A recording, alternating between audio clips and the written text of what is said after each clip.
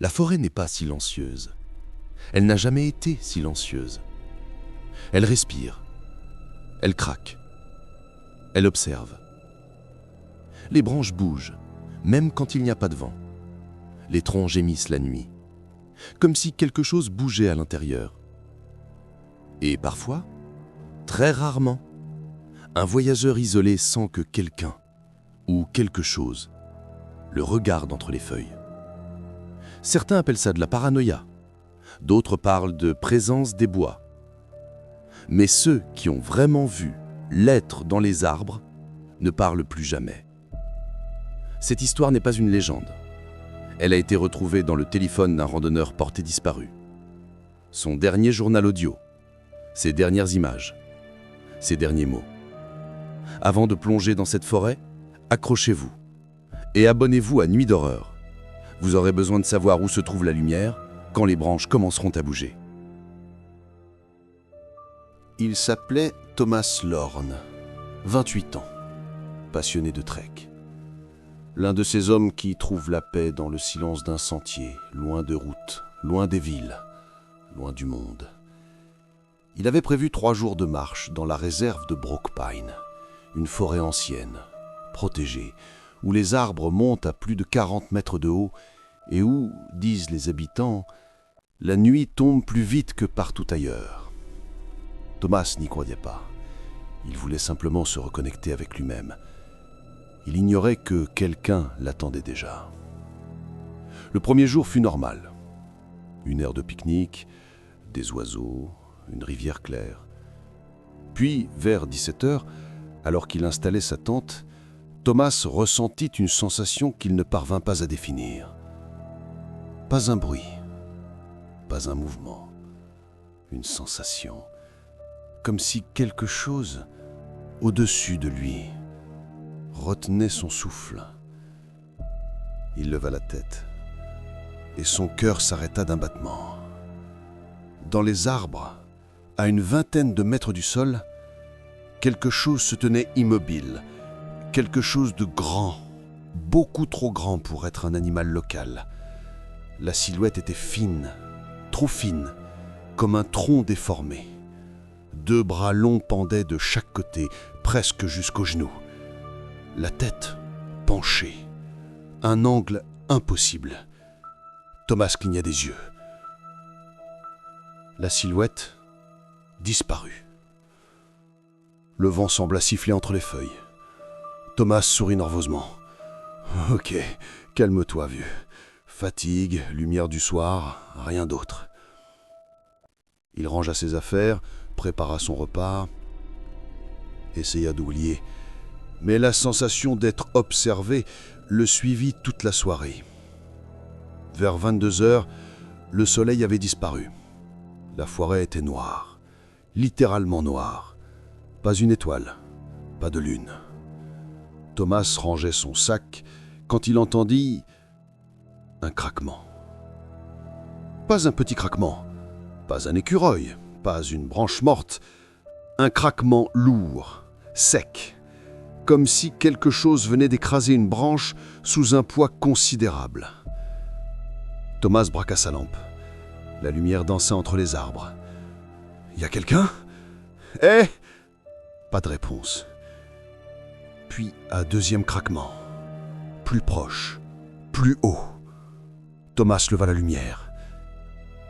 Et son sang se glaça. 2 yeux, immenses, fixes, posés à plus de 10 mètres de hauteur, entre les feuilles.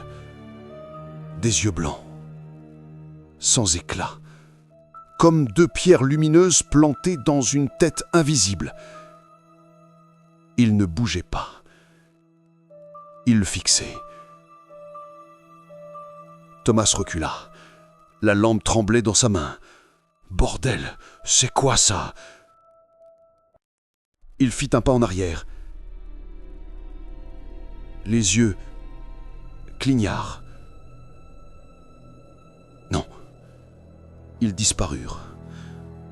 Instantanément, comme si la tête entière avait reculé dans les ténèbres. Le silence revint, un silence total. Puis, quelque chose respira, au-dessus de lui, lentement, comme un souffle long et humide, un « ah » déformé, trop profond pour un animal et trop lent pour un humain. Thomas hurla. Il se jeta dans sa tente, zippa la fermeture éclair et resta prostré, tremblant, jusqu'à ce que la nuit s'efface. Le matin, tout semblait normal. La lumière filtrait doucement entre les troncs. Les oiseaux chantaient. La rivière coulait avec la sérénité habituelle.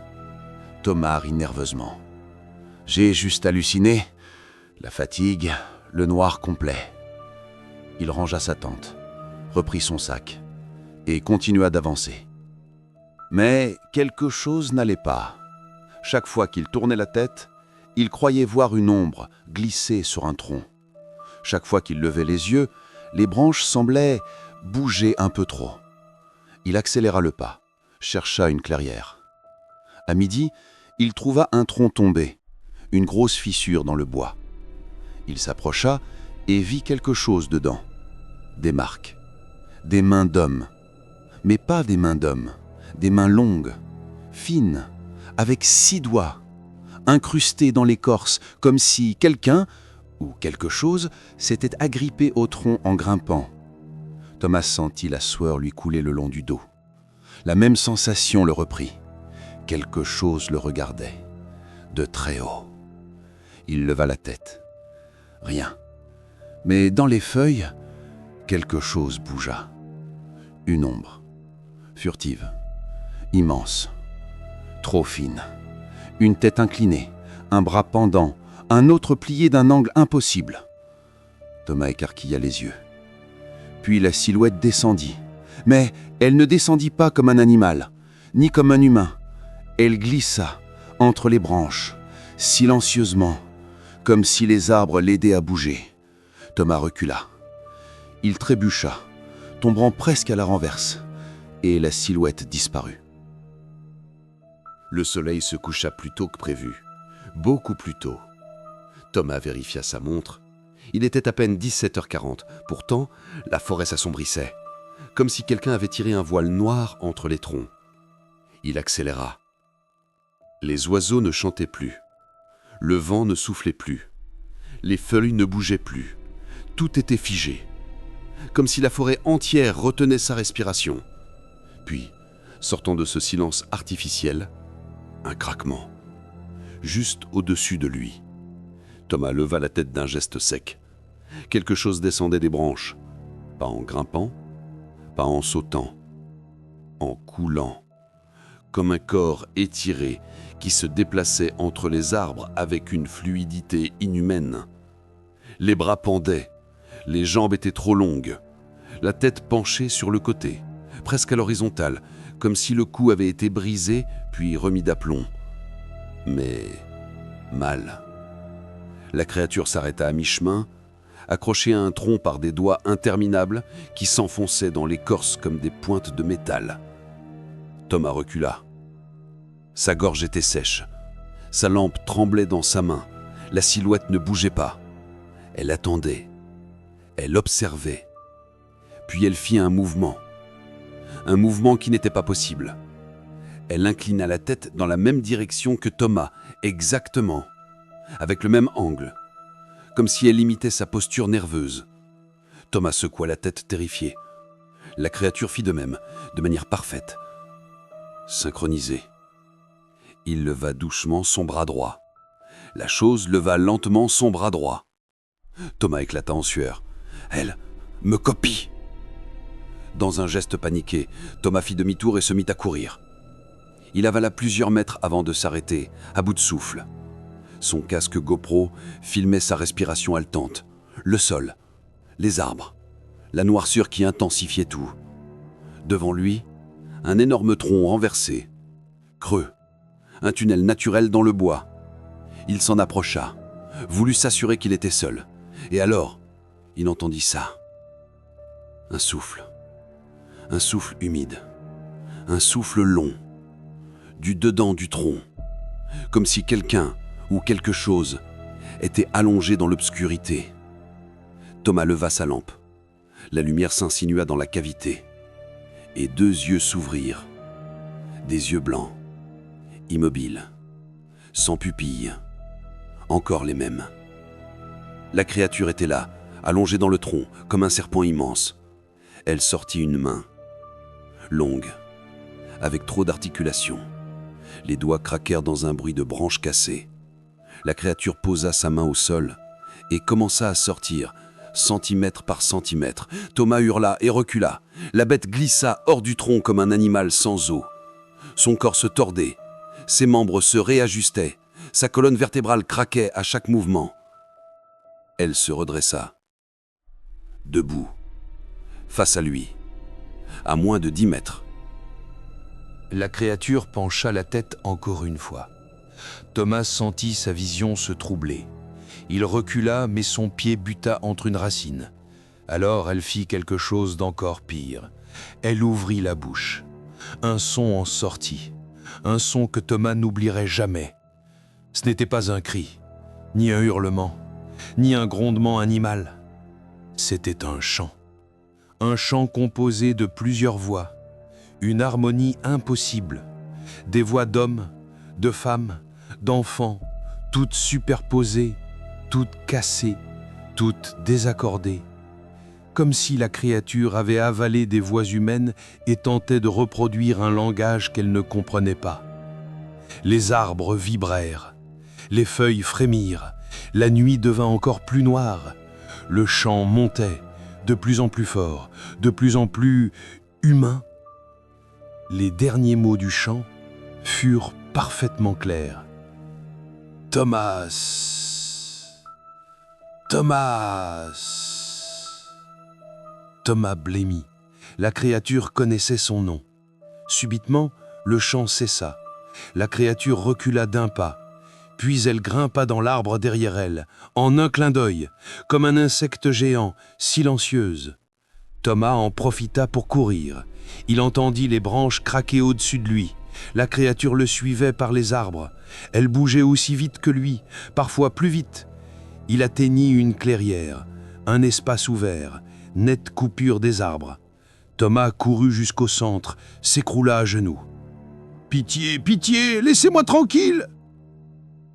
Puis il comprit. Un frisson le traversa. La clairière n'était pas naturelle. Les arbres autour étaient pliés, courbés vers l'intérieur, comme si quelque chose avait forcé l'espace pour créer un cercle parfait, un piège.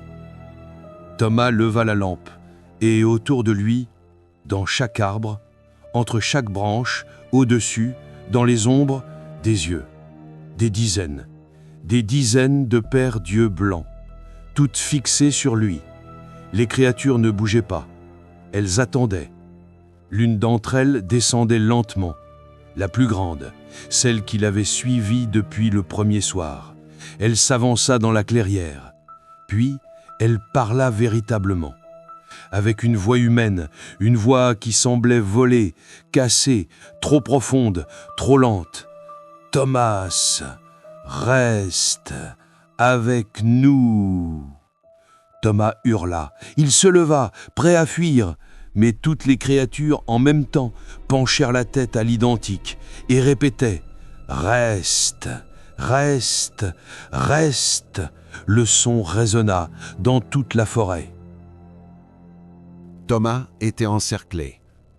Les créatures l'observaient depuis les arbres, immobile, toute la tête penchée de la même manière, comme une armée de statues vivantes. Leur silhouette était longue, trop longue, comme si leurs membres avaient été étirés jusqu'à la limite du possible. Leurs yeux blancs formaient un cercle autour de la clairière, et au centre, Thomas. Il tremblait de tout son corps. Une créature descendit lentement du pin le plus haut.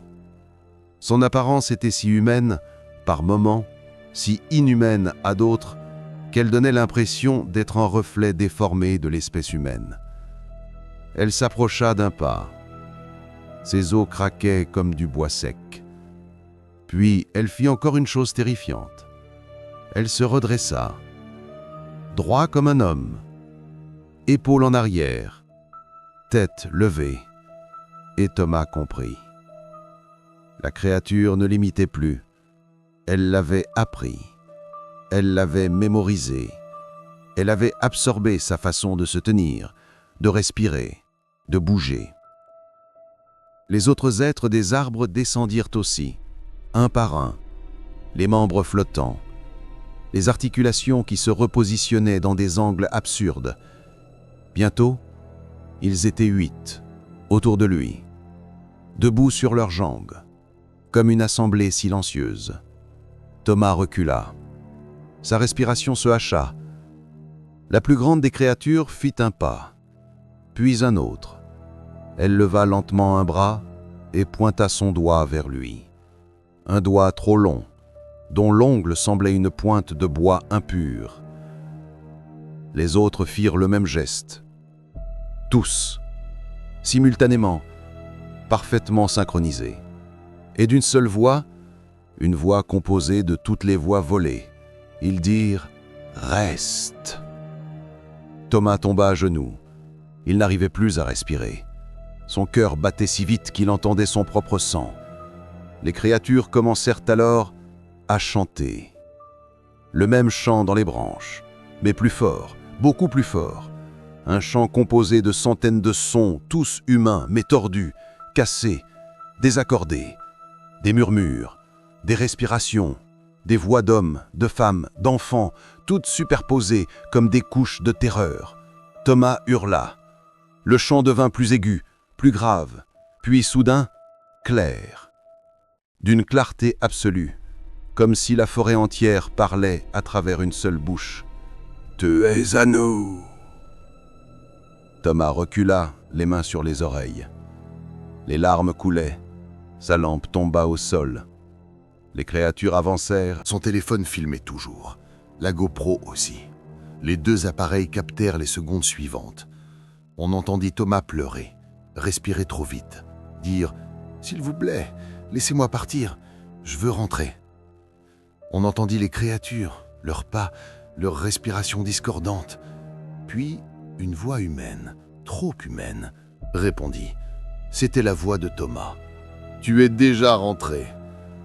C'était impossible. Mais la créature parlait avec sa voix, exactement, parfaitement. C'était la dernière phrase lisible, portée sur l'enregistrement. Après cela, le micro capta un fracas, un cri, puis un son humide, comme des branches qu'on brise en les pliant à l'envers. Puis plus rien, plus un mot. Juste le vent. Le vrai vent, celui de la forêt. 2 jours plus tard, les gardes forestiers retrouvèrent la tente de Thomas, intacte, fermée, comme s'il n'avait jamais disparu. Son sac était là, son matériel, ses vivres, tout. Les seules choses manquantes étaient son téléphone, sa GoPro et ses chaussures. Comme s'il avait quitté la tente et marché pieds nus dans la forêt. Ils trouvèrent des traces, des empreintes de pieds humains, mais immenses, beaucoup trop grandes pour un homme seul. Et à côté, sur un arbre, des empreintes de mains à 6 doigts, marquées profondément, à plus de 3 mètres de hauteur. Aucune hésitation possible. Les traces montaient, toujours plus haut, vers les branches. Les gardes cherchèrent Thomas pendant 9 jours. Ils ne trouvèrent jamais son corps. Mais certaines nuits, les habitants proches du Brookpine affirment avoir vu une silhouette perchée dans les arbres, immense, immobile, penchée d'un angle impossible. Et quand ils tentent de dire son nom, un écho leur répond avec leur propre voix. La forêt n'est pas un décor. Elle est vivante. Elle observe. Elle imite. Elle retient ce qu'on lui montre. Elle retient ce qu'on fait. Elle retient nos noms. Et parfois, quand quelqu'un marche trop seul entre les troncs, elle décide que ce voyageur doit rester un peu plus longtemps. Si un jour, dans une forêt, vous entendez votre propre voix, ne suivez surtout pas le son. Et si vous voyez une silhouette dans les branches, trop haute, trop penchée, trop immobile, ne regardez pas en arrière. Ne restez pas. Partez. Et pour continuer à explorer les histoires que le monde tente d'oublier, abonnez-vous à Nuit d'horreur, parce qu'il vaut mieux venir ici volontairement qu'être appelé par la forêt.